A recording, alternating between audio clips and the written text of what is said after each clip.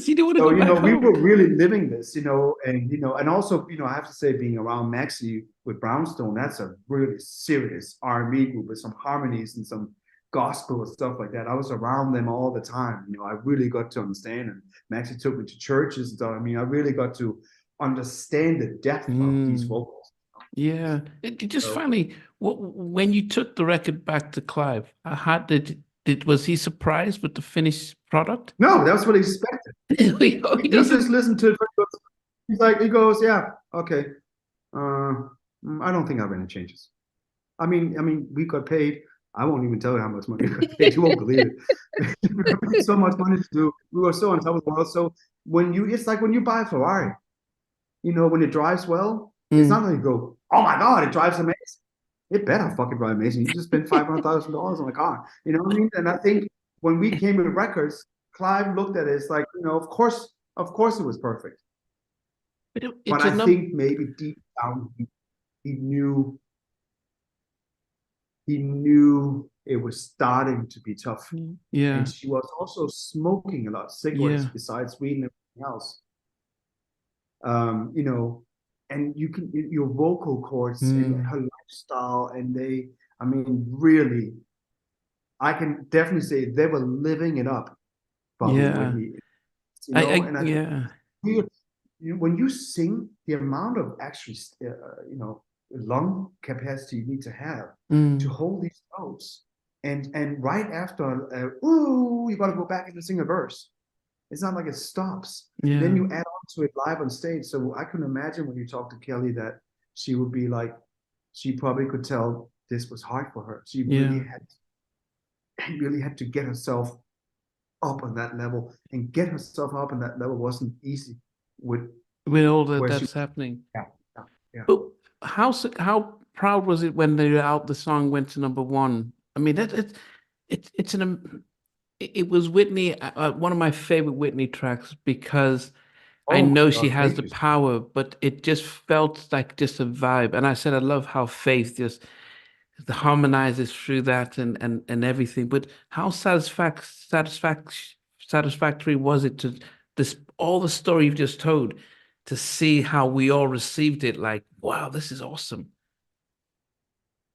It was unbelievable. The first time we got flown out to New York, and Clive Davis is introducing the new Whitney Houston album. I gotta tell you, I couldn't believe I was there.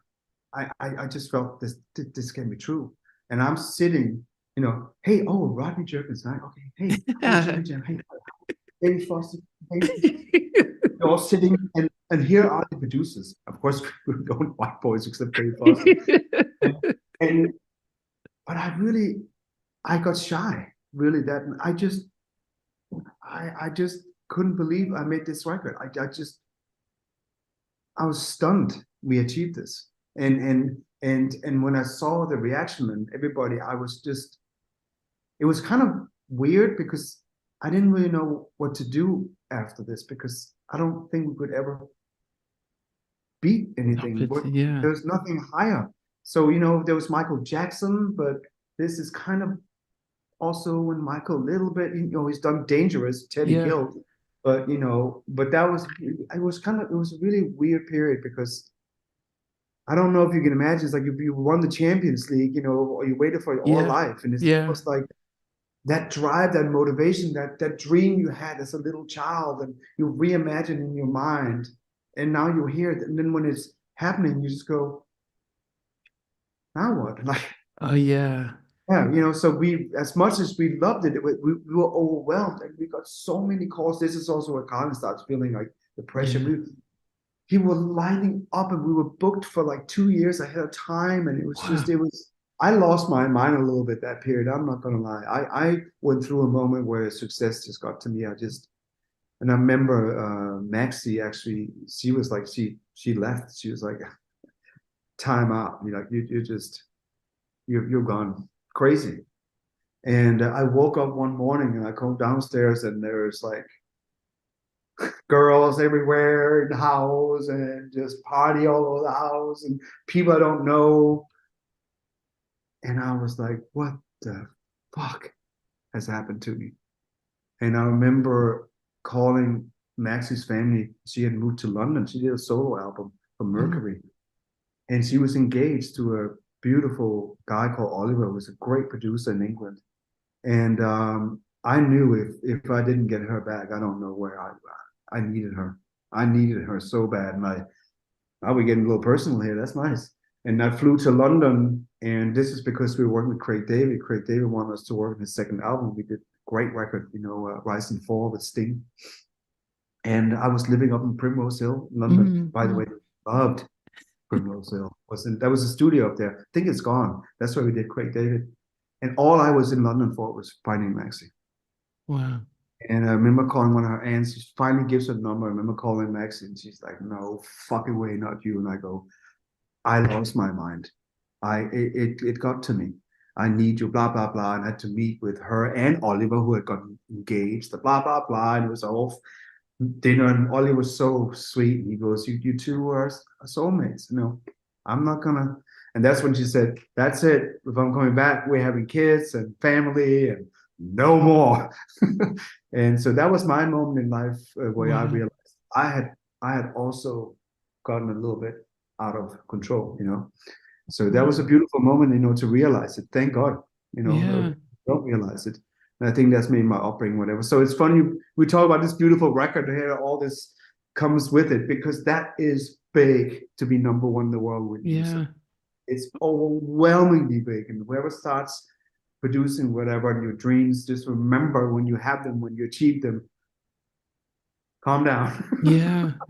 But also because it's not that you just had a number one record. You've spoken about the trials and tribulations of getting that record recorded. I don't think any of us, because before you experienced what you did with Bobby and Whitney, all of us know about it now because we've seen it on 2 or 3 different films. So it's not a surprise. But back then, we didn't know about what was happening, and you were paid to deliver a record. There was no real autotunes at that time to be able to just take a little bit and modify it. And Whitney is Whitney. You can't modify her voice. So I can imagine the stress. We did Pro Tools. Yeah, no Pro Tools. Anything. We were on tape. Yeah. So hearing the story, the pressure of recording, because I don't think you make it seem, you said it, you've sounded in a fun way, but it sounds to me stressful. And the pressure of Clive saying, intense. You get that record done and stuff. So I think I can now understand why it affected you guys, right afterwards. It really did. Yeah, it did. It was almost feeling like I felt like I was living in a movie also. Like I was just like, and everybody calling and getting invited, or Brett Ratner wants to meet you for this new movie. And I'm like, why? Well, because you're Whitney Houston's producer. I'm like, oh yeah. Like it's just, wow, it's really crazy.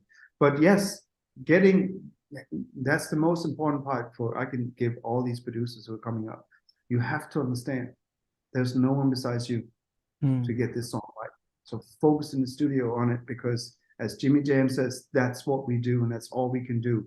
Don't do it half-hearted. You've got to do it all the way, because there's no one behind you. You are the one. If you call yourself a producer, you're the one who is responsible for this record. Wow.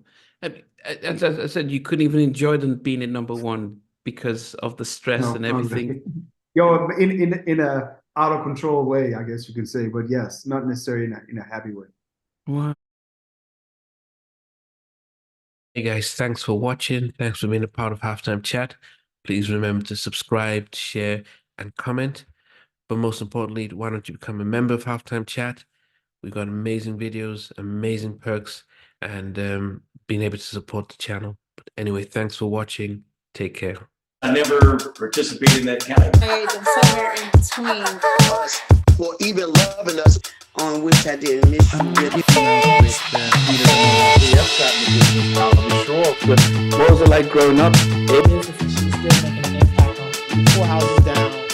I have a couple pieces. Trying to get this one and that one. That works for you, but just for me, I probably No, okay, you okay. They don't understand what Jonas Boys win all spirits. Play it. and all these guys, they all work together. I mean, I love all different genres.